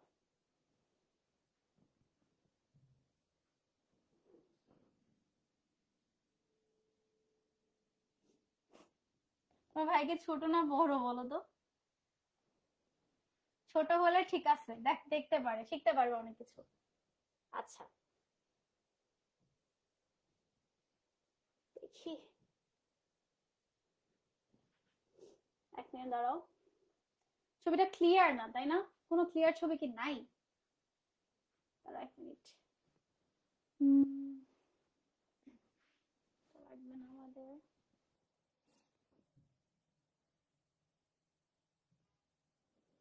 ওকে, 1 মিনিট দাঁড়াও, দেখি কোনো ভালো ছবি পাই কিনা। ভালো ছবি নাই, থাকবে না কেন?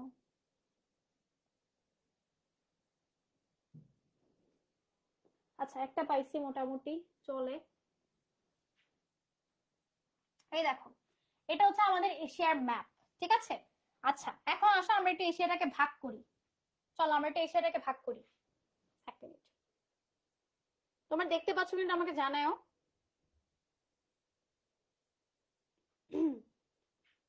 আই হোপ দেখতে পাচ্ছ, আই হোপ দেখতে পাচ্ছ। ক্লিয়ার ছবিটা একটু, আর যদি কারো একেবারে সমস্যা থাকে একটু তোমরা একটু গুগল থেকে নামিয়ে দেখতে পারো। মোটামুটি আই হোপ দেখা যাচ্ছে, বেশি ইয়া করা যাবে না।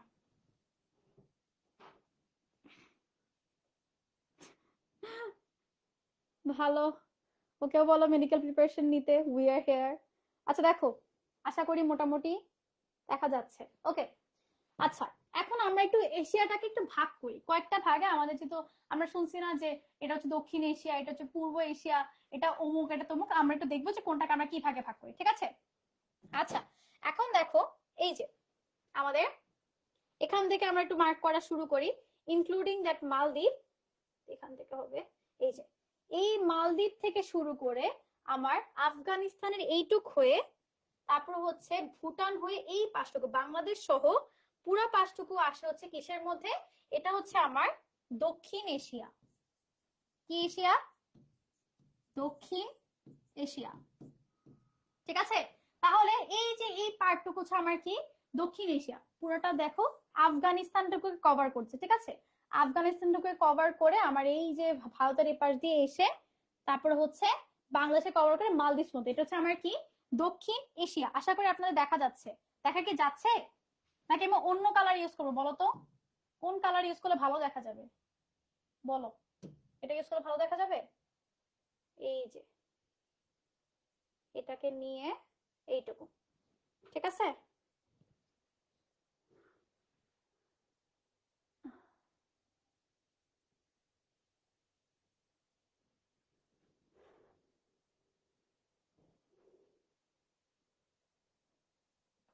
কি যে অবস্থা, দেখো তো দেখা যাচ্ছে কিনা। হোয়াইট দিব, হোয়াইট কালার কি আছে? থাকবে না কেন, হোয়াইট কই থাকবে? মনে হয় হোয়াইট নাই, হোয়াইট নাই রে, ইয়েলোটাই দেখতে হবে। না বুঝতে পারলে বলো।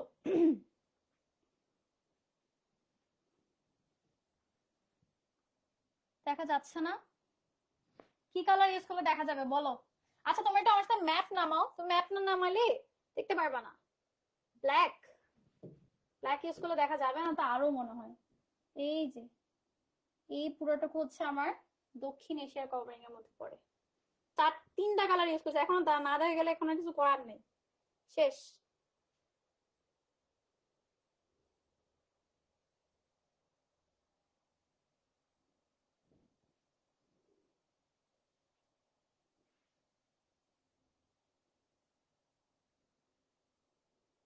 ওকে, আর জুম হচ্ছে না রে, আমি যেহেতু ইয়া থেকে করতেছি আর জুম হচ্ছে না। আচ্ছা আমি নেক্সট ক্লাসে ট্রাই করবো আমার স্লাইডের সাথে একটা করে ইয়া অ্যাড করে দেওয়ার, আশা করি তোমরা বুঝতেছো। ব্ল্যাক দিয়ে দিছি, আর আর কোনো কালার নাই, ব্ল্যাক দিছি, ব্ল্যাকই দিছি এখানে নেই, এই যে ব্ল্যাকই, এটা এই যে ব্ল্যাক কালার দিছি, ঠিক আছে? এই যে তো মার্ক করে দিচ্ছি।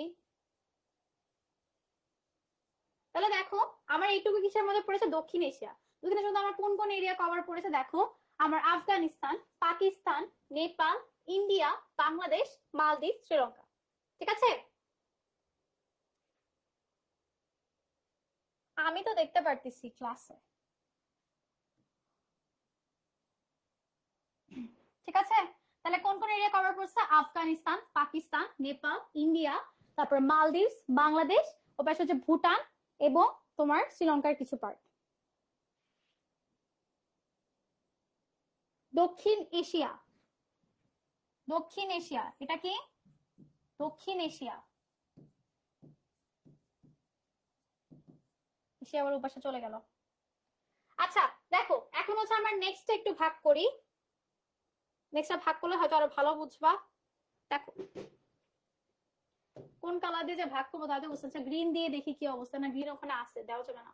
দেখো আগে রেড দিয়ে ভাগ করি, তারপরে দেখতেছি কি হয়। ওকে দেখো, এই যে আমার এই পার্টটুকু মানে বাকি পার্টটুকু, এগুলো হচ্ছে পুরোটা পড়ছে কিসের মধ্যে? পড়ছে হচ্ছে তোমার পশ্চিম এশিয়ার মধ্যে। পশ্চিম এশিয়া, তার অন্য কালার দিয়ে লিখি, কালো দিয়ে লিখি, এটা হচ্ছে আমার পশ্চিম এশিয়া, ঠিক আছে? এটা হচ্ছে আমার কিসের? পশ্চিম এশিয়ার মধ্যে পড়েছে।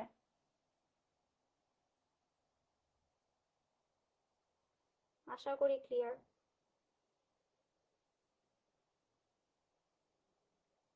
কমেন্ট লোড হয় না।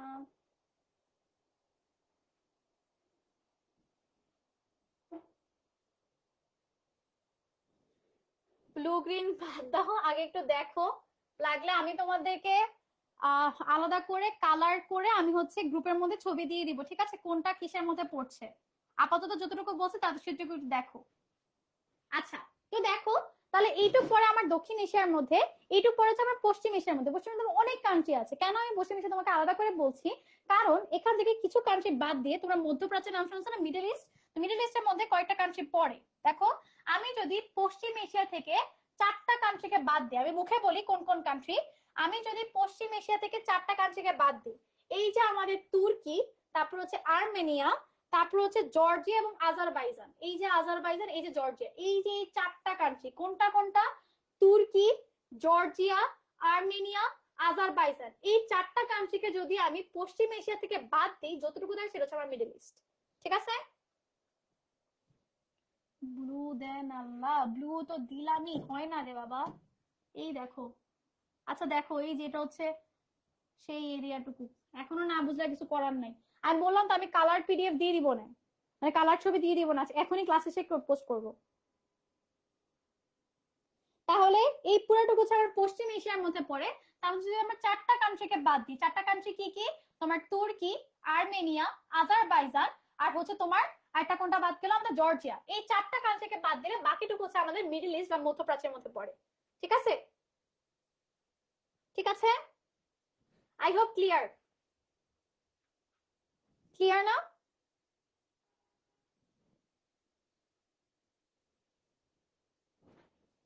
কি বলতেছে ওরা? ঠিক আছে, তাহলে এই যে বাকি জায়গাটুকু, বাকি জায়গাটা হচ্ছে আমাদের দক্ষিণ পূর্ব এশিয়ার মধ্যে পড়ে। আর দেখো রাশিয়া, রাশিয়া মোটামুটি এইদিকে পুরো জায়গাটুকু কভার করে আছে কি আমাদের রাশিয়া। ঠিক আছে, আর এই দেখো হয়তো দেখতেই পাচ্ছ চীন।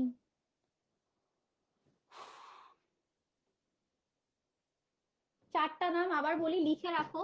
তুর্কি, দেখো আমি এখানে পাশে লিখি, কোন জায়গায় লিখবো? এখানেই লিখি।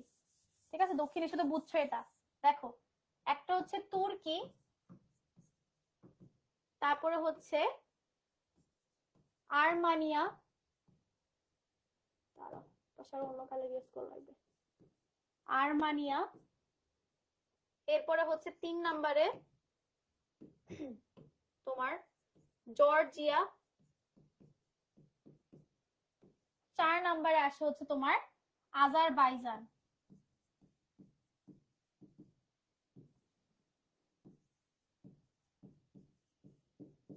ঠিক আছে, এটা কিন্তু খুবই গুরুত্বপূর্ণ যে কোন চারটা বাদে আমার যদি পশ্চিম এশিয়া থেকে আমি চারটা কান্ট্রিকে বাদ দিই, সেটা হচ্ছে আমার মিডল ইস্টের মধ্যে পড়ে। ওকে,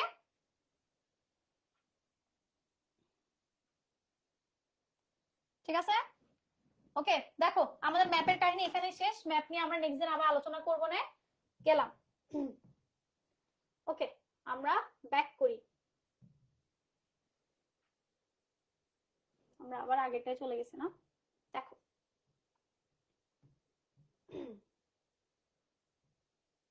ওকে, এখন দেখো আমার, যেহেতু আমরা এশিয়া মহাদেশের মধ্যে পড়ি, আমাদের এশিয়া মহাদেশ সম্পর্কে কিছু কাহিনী জানা লাগবে। ঠিক আছে, তো এশিয়া মহাদেশের মধ্যে আমাদের গ্রস ইনফরমেশন জানা লাগবে, সেগুলো আমরা দেখি।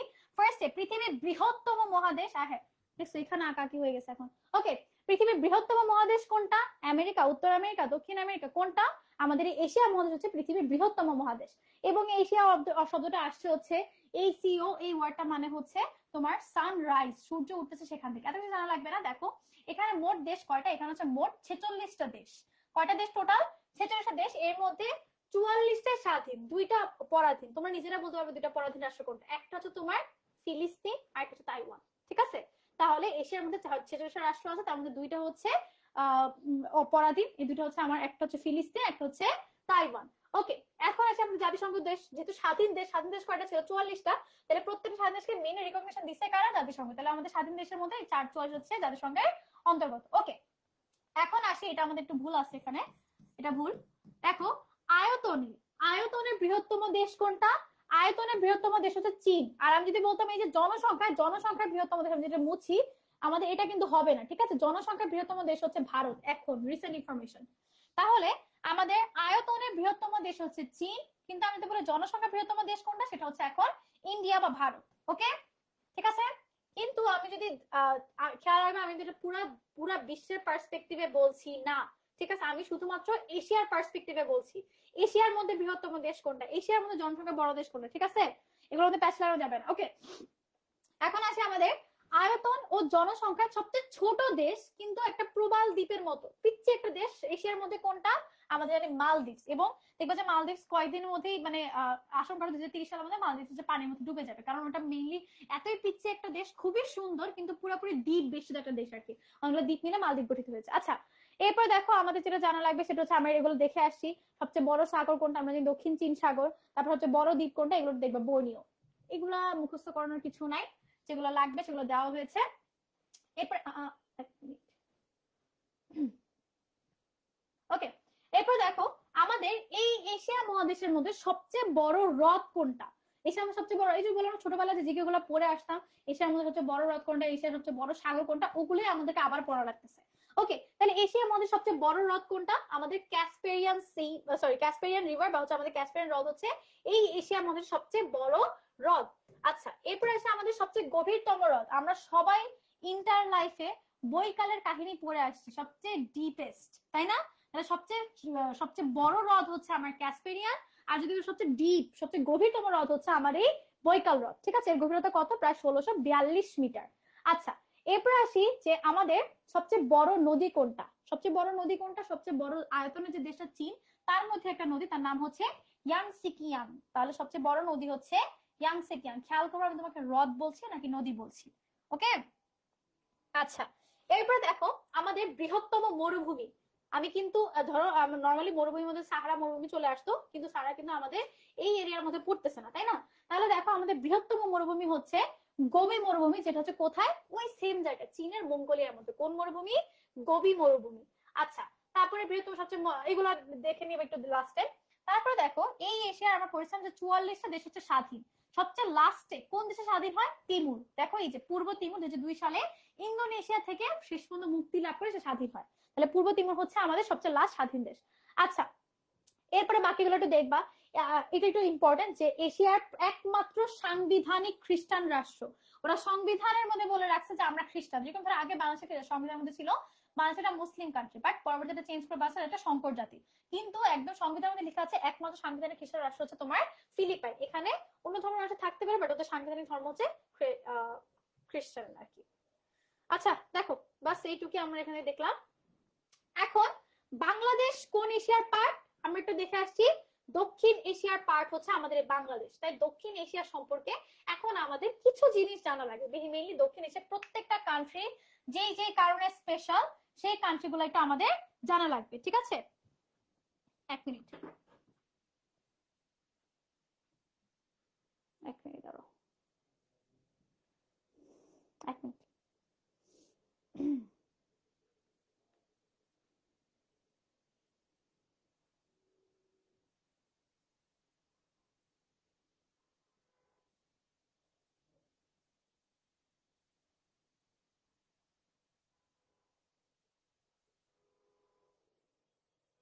ওকে, ঠিক আছে, কমেন্ট আসতেছে না তোমাদের? আচ্ছা দেখো, তো আমাদের এই দক্ষিণ এশিয়ার মধ্যে এখন আমরা একটু আগে এশিয়ার ক্লাসিফিকেশন দেখেছিলাম যে একটু এশিয়ার কতটুকু হচ্ছে আমার পশ্চিম এশিয়ার মধ্যে পড়ে, কতটুকু দক্ষিণ এশিয়ার মধ্যে পড়ে। এখন আমরা দেখবো যেহেতু বাংলাদেশ দক্ষিণ এশিয়ার মধ্যে, দক্ষিণ এশিয়ার কান্ট্রিগুলোর যেগুলা ইম্পর্টেন্ট লাইন আর কি। আচ্ছা দেখো, তো এখানে দক্ষিণ এশিয়া কিন্তু বলেছে, এখন কিন্তু চীন আসবে না। এখন আয়তনেও বড় ভারত, এখন জনসংখ্যায় বড় ভারত, এখন কিন্তু চীন কোনোভাবে আসবে না। ঠিক আছে, চীন কিন্তু আমাদের দক্ষিণ এশিয়ার মধ্যে পড়ে না। আচ্ছা, আয়তন ও জনসংখ্যা বৃহত্তম দেশ কোনটা? এখন ভারত। আর মালদ্বীপ যেখানে পড়ে গেছে, তাহলে আমাদের আয়তন এবং জনসংখ্যা ছোট দেশ কোনটা? মালদ্বীপ। আচ্ছা, এরপরে বাকিগুলা এত বেশি না দেখলে হবে। সর্বোচ্চ ঘনত্বের দেশ বাংলাদেশ, এগুলা একটু নিজেরা পড়ে নিবা, এখানে বোঝানোর কিছু নেই। আমরা মেইনলি আসা হচ্ছে ভারত। এখন আমরা বলবা যে আপু ভারতের সাথে তো আমাদের সম্পর্ক ভালো যাচ্ছে না, ভারত সম্পর্কে এত কিছু কেন জানবো? দেখো ওই যে যেটা বলতাম যে তোমরা গত বছর বলেছিলা যে মুক্তিযুদ্ধ সম্পর্কে না জানলেও চলবে, কিন্তু তুমি তোমার ইতিহাস থেকে মুক্তিযুদ্ধকে সরাইতে পারবে না।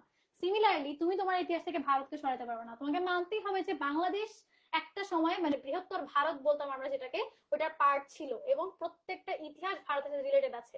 তুমি ভারত তোমাকে তিন দিক দিয়ে ঘিরে রেখেছে, তো ভারতকে বাদ দিয়ে তোমার আসলে কিছু চিন্তা করা যাবে না। বাট একটা জিনিস হচ্ছে, ভারত থেকে প্রশ্ন আসলেও কম আসবে। যেগুলো আসবে সেগুলো হচ্ছে যেগুলো রিসেন্ট ইনফরমেশন, ভারতের সাথে তোমার কোনো ভারতের সাথে বাংলাদেশের রিসেন্ট কোনো চুক্তি হয়েছে কিনা, বা রিসেন্ট কোনো দ্বন্দ্ব হয়েছে কিনা, এই সব কিছু নিয়ে যে প্রশ্ন আসবে। ঠিক আছে, যাই হোক দেখো, ভারতের একদম আদি ইতিহাস আমরা মোটামুটি প্রাচীন বাংলা শাসনের মধ্যে সবাই মোটামুটি জানি যে ভারতের প্রাচীন ইতিহাস কোনটা কোনটা ছিল। আচ্ছা, তো দেখো ফার্স্টে ভারতের আমাদেরকে এখানে ইয়ার দেওয়া আছে সেভেন সিস্টার্স এর কোনো দাঁড়া এক মিনিট দেখি। না, সেভেন সিস্টার্স আলাদা করে দিয়েছে কিনা, দিছে দিছে দিছে। আচ্ছা পাইছি। আচ্ছা, আমরা পরে নিয়ে আলোচনা করছি। তো দেখো, ভারতের ইতিহাস সম্পর্কে ফার্স্ট জানা লাগবে যে আমাদের ভারত মেইনলি শুরু হয় হচ্ছে একদম ধরো ব্রিটিশ শাসন আমলে, ওখান থেকে সিপাহী বিদ্রোহ হয়, পরে আস্তে আস্তে হচ্ছে তোমার এই ভারতের দিকে প্রগ্রসর হয়। ভারত স্বাধীনতা লাভ করে কবে? মেইনলি ভারত এবং পাকিস্তান দুইটা আলাদা হয় হচ্ছে 1947 সালে। পাকিস্তান একদিন আগে স্বাধীনতা লাভ করেছে 14 আগস্ট, এবং ভারত হচ্ছে 15 আগস্ট স্বাধীনতা লাভ করে। এর আগে অনেক কাহিনী আছে। মেইনলি ভারতটা আলাদা হয় হচ্ছে দুইটা জাতির তত্ত্বের ভিত্তিতে, যে দুই রকম জাতি থাকবে, মুসলমানরা মুসলমানদের সাথে থাকবে, হিন্দুরা হিন্দুদের সাথে থাকবে। ঠিক আছে, এখন এই যে মুসলমান হিন্দুর এই দ্বন্দ্ব শুরু করতে গিয়ে তখন দেখা গেছে কি যে কয়েকটা প্রদেশ একটু হুমকির মুখে পড়ে গেছে। এই প্রদেশগুলা কি কি? একটা হচ্ছে তোমার কাশ্মীর, এক মিনিট, এক মিনিট,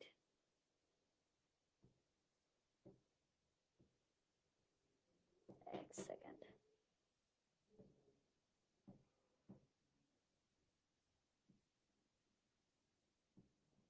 বুঝি নাই তোমাদের কমেন্ট আসতেছে না, কিন্তু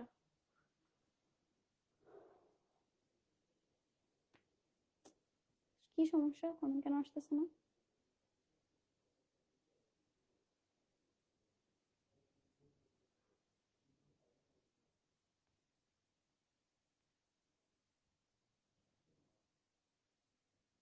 আচ্ছা বাদ দে, তোমরা কোনো গুরুত্বপূর্ণ কমেন্ট হলে আমাকে বইলো। বেশিক্ষণ নিব না, হয়তো 15 মিনিট ক্লাস নেবো, 15 মিনিট ক্লাস নিয়ে ছেড়ে দিব, ঠিক আছে? কোনো গুরুত্বপূর্ণ হলে আমাকে বইলো, আমি কমেন্ট আসতেছে না আমার। আচ্ছা দেখো, তো কয়েকটা জায়গা নিয়ে হচ্ছে মেইনলি এই ভারত এবং এই যে ভারতের মুসলমানরা থাকবে নাকি হিন্দু থাকবে, কয়টা জায়গার মধ্যে ঝামেলা হয়। একটা হচ্ছে এখানে কাশ্মীর, এখানে হচ্ছে তোমার হরিয়ানা, এই কয়েকটা জায়গার মধ্যে হচ্ছে কি হয় যে যেহেতু বললাম দ্বিজাতি তত্ত্ব, মুসলমান এবং হিন্দু আলাদা হয়ে যাবে। তো কাশ্মীরের মধ্যে সমস্যা হয় কি, কাশ্মীরের মধ্যে মেইনলি মানুষগুলো ছিল হচ্ছে মুসলমান, এবং তার মধ্যে কিন্তু কাশ্মীর যারা হচ্ছে রাজত্ব করতো সেই রাজা ছিল হচ্ছে হিন্দু। তো রাজা চাইতো কি, রাজা চাইতো হচ্ছে যে আমি হচ্ছে হিন্দুদের মানে ইন্ডিয়ার সাথে যোগ দিব, আর কাশ্মীরের মানুষ চাইতো আমি হচ্ছে পাকিস্তানের সাথে যোগ দিব। তো এটা মিলে দেখা যায় যে তখন একটা অরাজকতা সিচুয়েশন সৃষ্টি হয়ে যায়, কোনোভাবেই ওই রাজা কন্ট্রোল করতে পারে না জনতাকে, এবং জনতা খুব হয়ে যায়, এবং মোটামুটি একটা যুদ্ধের মতো লেগে যায়। এরপরে 1947 সালে 48 সালের দিকে হচ্ছে জাতিসংঘ একটা রায় দেয়। জাতিসংঘ বলে যে আপনারা একটা গণভোটের আয়োজন করেন। ওই গণভোটের মধ্যে যদি জনতা বলে যে জনতার ভোট মিললি, জনতা যদি বলে যে আমি পাকিস্তানে যাবো তাহলে পাকিস্তানে যাবো, জনতা যদি বলে আমি ইন্ডিয়া যাবো তাহলে ইন্ডিয়া যাবো। কিন্তু for some reasons you know why, যে ভারত কখনো ওই গণভোটের আয়োজন হতেই দেয়নি, কারণ ভারত জানে যে জনগণ হচ্ছে কিসের পক্ষে, পাকিস্তানের পক্ষে। এই জন্য কি করা হয়, ভারত কখনই ওই গণভোটের আয়োজন করতে দেয়নি। ভারত একটা মানে একটা গেম খেলে, ভারত বলে যে ঠিক আছে যেহেতু মানে গণভোটের আয়োজন করতে দেয়, তারা বলছে ঠিক আছে ওরা তাহলে একটা কাজ করো, ওরা হচ্ছে নিজেদের থাকুক, নিজেদের পতাকা থাকুক, নিজেদের ভাষা থাকুক, নিজেদের সবকিছু থাকুক, ওরা একটা আলাদা সেপারেট কান্ট্রির মতো ট্রিট করা হবে। কিন্তু তখন দেখা যায় কি কাশ্মীরের মাঝখান দিয়ে একটা লাইন টানা হয়, ঠিক আছে? সেই লাইনটার নাম হচ্ছে কন্ট্রোল, লাইন অফ কন্ট্রোল আর কি, LOC বা লাইন অফ কন্ট্রোল। আমরা আজকে ভারত মধ্যে পড়ি, শেষ করে দিব, সমস্যা নেই। লাইন অফ কন্ট্রোল মেইনলি তোমার ভারত, পাকিস্তান, বাংলাদেশ এই সবগুলোকে ভাগ করা হয়েছে একটা রেড ক্লিফ লাইন দিয়ে, ঠিক আছে? তাহলে আমি তোমাকে বলি যে ভারত এবং পাকিস্তানের মধ্যে মেইন লাইনটা হচ্ছিল তোমার রেড ক্লিফ লাইন, যেটা দিয়ে তোমার ভারত বাংলাদেশকে আলাদা করেছে, ভারত পাকিস্তানকে আলাদা করেছে। কিন্তু তোমার এই যে কাশ্মীর ইস্যুতে কাশ্মীরকে দুইটা ভাগে ভাগ করা হয়, এটা হচ্ছে ইন্ডিয়ার পক্ষে থাকে, এটা হচ্ছে পাকিস্তানের পক্ষে থাকে। তো মাঝখানে যেটা লাইনটা না হয় সেটা হচ্ছে তোমার লাইন অফ কন্ট্রোল। এবং ইন্ডিয়া করে কি, ইন্ডিয়া হচ্ছে ঠিক আছে ওরা একটা সেপারেট কান্ট্রি হিসেবে থাকবে, কিন্তু পরবর্তীতে ইন্ডিয়া করে কি লাইন অফ কন্ট্রোলে এই এরিয়াটুকুকে তারা পুরোপুরি নিজেদের দখলে নিয়ে আসে, এবং সেখানে তারা এখন মানে নর্মালি ভারতের প্রত্যেকটা প্রদেশের মধ্যে যেভাবে শাসন হয়, কাশ্মীর ওই এরিয়াটুকুর মধ্যে হচ্ছে ভাবে শাসন হয়। কিন্তু পাকিস্তান খুবই ভালো, পাকিস্তান ওই কাশ্মীরের এই পার্টটুকুকে নিজেদের মতো রেখে দিয়েছে, নিজেদের অধীনস্থ করে নেয় আর কি, ঠিক আছে? আচ্ছা, তো আমাদের এইটুকু গেল। আচ্ছা এরপর আসি হচ্ছে মেইনলি তোমার এই যে হরিয়ানার মধ্যে উল্টা কাহিনী হয়ে গেছে। হরিয়ানার মানুষগুলো ছিল হচ্ছে হিন্দু, ওরা চায় হচ্ছে ইন্ডিয়ার সাথে যোগ দিতে, কিন্তু তোমার হরিয়ানা যে রাজা ছিল হচ্ছে মুসলমান, তো সে চাচ্ছিল হচ্ছে পাকিস্তানের সাথে যোগ দিতে, তখনও সেম একটা সিচুয়েশন তৈরি হয়ে যায়। তো এই যে ভারত পাকিস্তানের মধ্যে কিছু কিছু জায়গার মধ্যে যে দাঙ্গাগুলা, এই যে ভারতকে বিভিন্ন ছোট ছোট ছোট ছোট জায়গার মধ্যে আলাদা করে, এই কাজগুলো করে হচ্ছে একটা লোক, এই লোকটার নামটা তোমরা লিখে রাখো। তার নাম ছিল হচ্ছে সর্দার বল্লভ ভাই প্যাটেল, বল্লভ ভাই প্যাটেল, ঠিক আছে? তাহলে সর্দার বল্লভ ভাই প্যাটেল সে হচ্ছে মেইনলি এই যে এরিয়া গুলাকে আলাদা করে। ওকে, আশা করি আপনাদের ক্লিয়ার। ভারতের ইতিহাস আমরা 8টা 45 মধ্যে ইনশাল্লাহ শেষ করে দিব, কি বলো? আপনারা থাকতে পারবেন না এইটুকু পর্যন্ত? আমার একটা সিঙ্গেল কমেন্ট লোড হচ্ছে না, তারও আবার কেটে জয়েন করি। ওকে, LOC বা লাইন অফ কন্ট্রোল। আচ্ছা দেখো, ওকে, এখন আসি হচ্ছে আমরা যে 1950 সালে 26 জানুয়ারি থেকে হচ্ছে ভারতের সংবিধান কার্যকর। যখন আমরা পাকিস্তানের কাহিনী মেইনলি আমরা হচ্ছে ওই যে মুক্তিযুদ্ধের ইতিহাসের মাধ্যমে পড়ে আসি, তখন আমরা আবার দেখবো। তো আমাদের এই 1950 সালে 26 জানুয়ারি থেকে ভারতের সংবিধান কার্যকর, এগুলো একটু দেখলেই হবে। আচ্ছা, এখন আসে হচ্ছে আমরা ভারতের অঙ্গরাজ্য সমূহ, মানে ভারত নিজেকে অনেকগুলো অঙ্গরাজ্য কয়েকটা প্রদেশে ভাগ করেছে। তো ভারতের মধ্যে টোটাল কয়টা অঙ্গরাজ্য আছে? টোটাল 28টা অঙ্গরাজ্য আছে, ঠিক আছে। সর্বশেষ অঙ্গরাজ্য ছিল হচ্ছে কোনটা? তেলেঙ্গানা, যা পূর্ব অন্ধ্রপ্রদেশের, মানে সেটা মিলিত যে পূর্ব আন্ধ্রপ্রদেশের অংশ ছিল। 27টা ছিল আগে অঙ্গরাজ্য, পরবর্তীতে সেটা নিজে নিজে আলাদা হয়ে আলাদা করে দিচ্ছে, যেহেতু এত বড় একটা তাদের পক্ষে কন্ট্রোল করা সম্ভব ছিল না। এবং তেলেঙ্গানাকে পরে আলাদা করে টোটাল কয়টা হয়েছে? এখন 28টা হয়েছে। আচ্ছা, তো আমরা এই যে সেভেন সিস্টার্স, আমাদের কয়দিন আগে আন্দোলন গেল সেভেন সিস্টার্স নিয়ে অনেক কিছু, আমরা একটু পরে সেভেন সিস্টার্স দেখবো। তো সেভেন সিস্টার্স হয়েছে এমন একটা জায়গার মধ্যে, আমরা একটু পরে দেখছি আর কি। তো সেভেন সিস্টার্স এর মধ্যে কারা কারা আছে এগুলা খুবই গুরুত্বপূর্ণ, যেহেতু সেভেন সিস্টার্স এখন খুব আলোচনা হচ্ছে। কারা কারা আছে? অরুণাচল প্রদেশ, আসাম, ত্রিপুরা, নাগাল্যান্ড, মণিপুর, মিজোরাম এবং মেঘালয়। আমি মনে রাখতাম হচ্ছে 3M, বা তুমি লিখতে পারো 2A, তারপরে হচ্ছে NT, তারপর হচ্ছে 3M, ঠিক আছে। 2A, NT, 3M। 2A, দুইটা এ, একটা এ দিয়ে হচ্ছে অরুণাচল প্রদেশ, একটা হচ্ছে তোমার আসাম। তারপর NT, N দিয়ে হচ্ছে নাগাল্যান্ড, T দিয়ে হচ্ছে ত্রিপুরা। আর 3টা M, একটা হচ্ছে তোমার মণিপুর, একটা হচ্ছে তোমার মিজোরাম, একটা হচ্ছে মেঘালয়, ঠিক আছে। তাহলে কি কি? 2A, NT, 3M, দুইটা এ দিয়ে কি অরুণাচল। আজকে এখান থেকে মুখস্থ করে যাবে, যাতে এটা পরে বাসায় পড়া না লাগে। হ্যাঁ, ওকে। আমিন, ইন্ডিয়া সম্পর্কে কোনো কোশ্চেন যাতে না আসে সেজন্য আমরা আমিন বলি। বাট ওই যে থাকে না যে আমরা কোনো কিছু ল্যাকিংস, আমাদের ইসরায়েল সম্পর্কেও জানা লাগবে, একটু হলেও জানা লাগবে, ঠিক আছে। যাই হোক, তাহলে অরুণাচল প্রদেশ, আসাম, তারপরে আসে হচ্ছে আমার নাগাল্যান্ড, ত্রিপুরা, তারপরে মণিপুরি, 3টা এম যেহেতু মণিপুরি, মিজোরাম আর মেঘালয়, ঠিক আছে। আশা করি আপনাদের ক্লিয়ার। ওকে,